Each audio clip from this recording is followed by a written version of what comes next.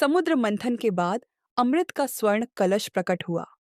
अमृता का दिव्य रस, उसका प्रकाश पूरे आकाश में फैल गया और सभी देवता व असुर आश्चर्य से उसे देखने लगे।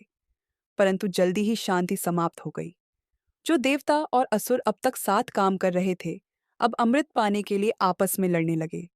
बलवान असुरों ने वह कलश छीन लिया और विजय की हंसी हंसी। निर्बल देवता निराश होकर भगवान विष्णु से प्रार्थना करने लगे। भगवान विष्णु, जो सदा पालन करने वाले हैं, तुरंत प्रकट हुए।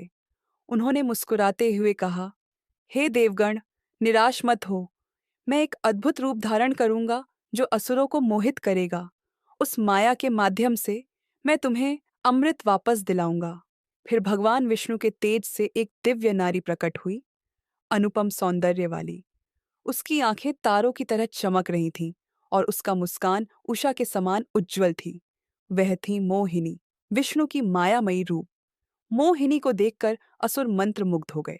उन्होंने कहा, हे सुंदरी, तुमसे सुंदर कोई नहीं। कृपया अमृत को न्यायपूर्वक बांट दो। मोहिनी ने मुस्कुराकर कहा, यदि तुम मुझ पर विश्वास करते हो तो मैं बिना छल के अमृत बांट दूंगी। असुरों ने सहर्ष स्वीकृति दी।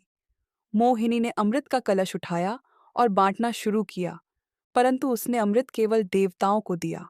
असुर उसकी सुंदरता में इतने खो गए कि उन्हें कुछ समझ ही नहीं आया।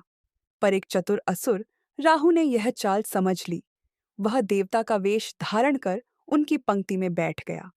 जैसे ही अमृत उसके होठों को छूने वाला था, सूर्य और चंद्र ने उसे पहचान लिया और विष्णु को बताया। क्षण भर में मोहिनी का रूप लुप्त हो गया और भगवान विष्णु अपने दिव्य तेज से प्रकट हुए। उन्होंने अपना सुदर्शन चक्र चलाया और राहु का सिर अलग कर दिया, परंतु अमृत उसके होठों को छू चुका था, इसलिए उसका सिर अमर हो गया। उसका सिर राहु कहलाया और शरीर केतु। वह सूर्य और चंद्र का पीछा करते हैं और जब उन्हें पकड़ने की कोशिश करते हैं तब ग्रहण होता है। देवताओं ने अमृत पाकर अपनी शक्ति और तेज पुनः प्राप्त किया। सृष्टि में संतुलन लौट आया और स्वर्ग में आनंद छा गया। भगवान विष्णु ने कहा, माया भी धर्म के कार्य में सहायक हो सकती है। जब माया का प्रयोग सच्चाई के लिए किया जाए तो वह भी धर्म की रक्षक बन जाती है। इस प्रकार मोहिनी की कथा समाप्त हुई, जिसने सिखाया कि सौंदर्य जब ज्ञान के साथ होता है तो वह संसार में संतुलन और धर्म की स्थापना कर सकता है। एक नई कथा शुरू होने वाली थी। राजा बलि का अभिमान बढ़ेगा और भगवान विष्णु वामन अवतार में प्रकट होंगे, विनम्रता का पाठ सिखाने